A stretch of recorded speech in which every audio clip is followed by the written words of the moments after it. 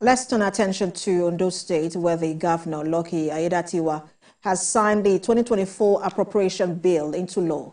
The signing happened on the second day in office of the governor. This followed the passage of the budget by the State House of Assembly.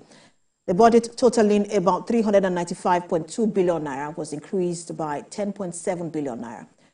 Governor Aiyedatiwa solicited the understanding and cooperation of the people in ensuring that the budget is well implemented.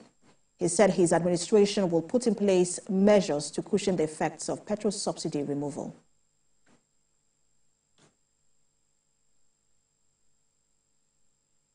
And condolences are still pouring in for the family of Ondo State Governor Lucky Aiyedatiwa.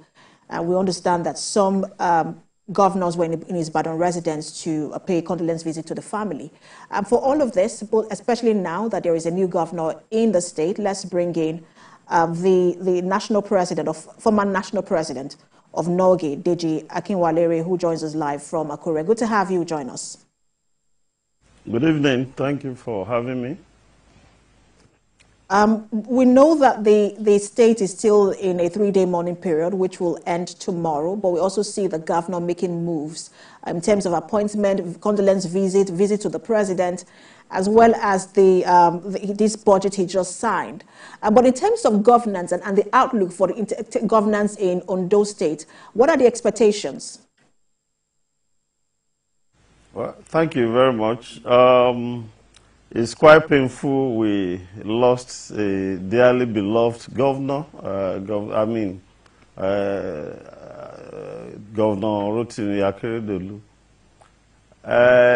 But against the backdrop of the legacies he left behind, I think we cannot continue to mourn and bemoan his loss.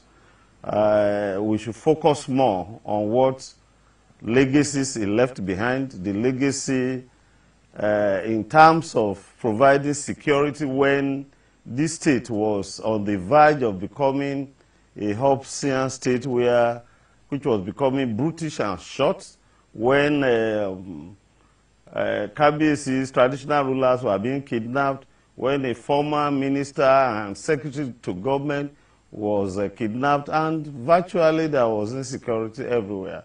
It was this great man that came up with the Amatekun solution, an internal security system, which had become a template, not only for the Southwest now, but for the entire country. And despite all the resistance, even from the federal government, he showed courage.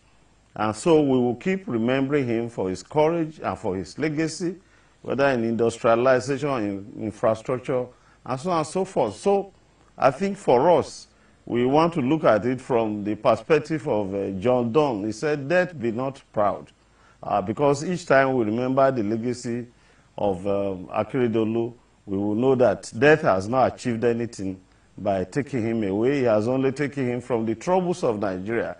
And so for the future, I think the governor there now has a duty to sustain the... Hello? Sorry, Ms. Akinwalere, I had to butt in. I just wanted to ask you, as we see, I mentioned earlier that the governor has now signed into law the budget. But we know that you were the former president of Norge, which has to do with labor and civil servants in the state. What are the expectations of civil servants from this governor? The expectation of civil servants would naturally be those basic entitlements of government, of the workers, should be met. You recall that the former governor cleared arrears of almost 6 months' salaries. So the workers now, whether it's local government workers or teachers or any worker for that matter, will not expect a situation where salaries will not be paid regularly. But beyond their own personal satisfaction, I think workers are today looking for a situation where government itself should make impact.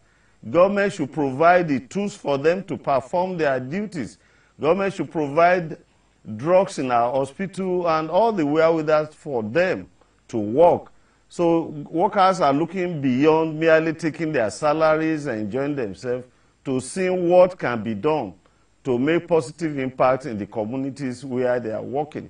So we are expecting that the budget had been passed will actually translate to a continued transformation, infrastructural development in the state. Good governance must be in place. I think these are some basic things that we expect. Ondo State, of course, you know, people expect industrialization. The former governor did a lot. We had an industrial hub at Ore, and we hope that other parts of the state can equally. And whilst he was speaking, he did say that he would continue with the legacies of the former governor. We will see how well he will keep to his words. Thank you so much for talking to us, Mr. Deji Akinwalere, former president of NOGI in Ondo State. Thank you very much.